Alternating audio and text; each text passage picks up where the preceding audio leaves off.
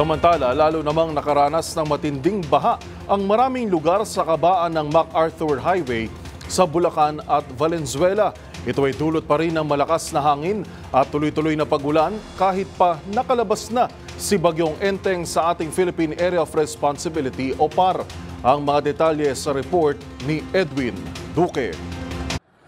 Dahil sa magdamag na pag-ulan at patuloy na habalos ng malalakas na pag-ulan nitong Miyerkules ng umaga, mas lalo pang binaha ang maraming lugar sa kabaan ng MacArthur Highway sa bahagi ng Bulacan at Valenzuela. Apektado ang Bukawi, Bulacan, ang Marilao, Saluisoy, Samicawayan at Dalandanan sa Valenzuela. Zero visibility naman ang narasang pag-ulan na mas lalo pang nagpalalim ng tubig sa binanggit na mga lugar. Maraming motorista, motorsiklo at ilang sasakyan ang tumirik at na-stranded sa takot na lumusong sa baha. Bagamat bumaba na ang kaunti ang level ng tubig sa Tulyan River, pero baha pa rin dahil sa walang humpay na pag-ulan. Samantala binaha rin ang ilang barangay sa Malabon mula sa magdamag na pag-ulan.